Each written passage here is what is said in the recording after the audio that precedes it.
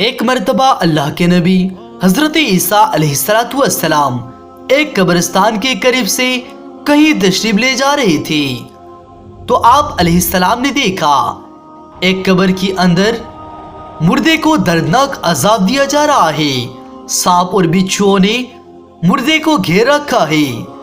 جہنم کی کھڑکیاں کھول دی گئی ہیں اور جہنم کی آگ کی شعلے اس مردے کو جلا رہی ہے تو مردہ دردناک عذاب میں چیخ رہا ہے، چلا رہا ہے۔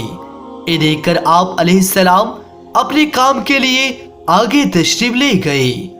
حضرت عیسیٰ علیہ السلام نے اپنے کام سے فارغ ہو کر اسی قبرستان کے قریب سے گزرے تو یہ دیکھ کر حیران رہ گئے کہ وہ قبر جو جہنم کے گڑھوں میں سے ایک گڑھا بنی پڑی تھی اب وہ جنت کے باغوں میں سے ایک باغ بن چکا ہے۔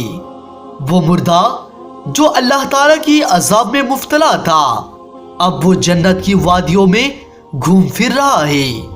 اسی حیرانی کی عالم میں آپ علیہ السلام نے اپنے ہاتھوں کو بلند کر کے عرض کی، یا پروردگار، ابھی تھوڑی دیر ہی پہلے میں یہاں سے گزرا تھا، میں نے اپنی آنکھوں سے دیکھا کہ قبر جہنم کے گڑھوں میں سے ایک گڑھا بنی ہوئی تھی، مردہ جہنم کی آگ میں جل رہا تھا، لیکن تھوڑی ہی دیر میں وہ قبر جنت کی باغ میں سے ایک باغ میں تبدیل ہو چکا ہے اور مردہ جنت کی وادیوں میں گھوم پھر رہا ہے۔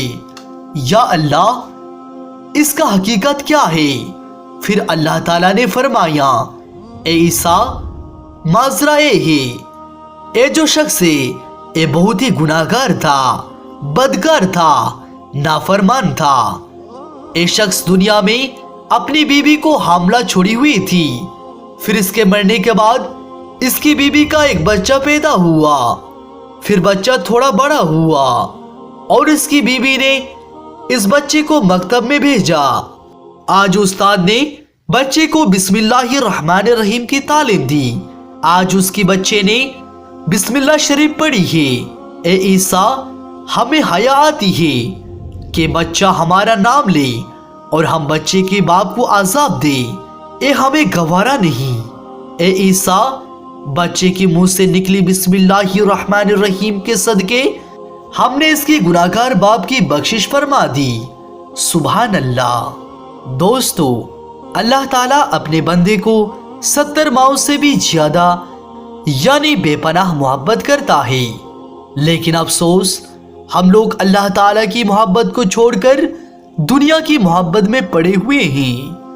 آخر میں اللہ تعالیٰ سے دعا ہے، یا اللہ، تو ہمیں بھی قرآن پڑھنے کی اور اس کو سمجھنے کی توفیق عطا فرما۔ آمین ثم آمین۔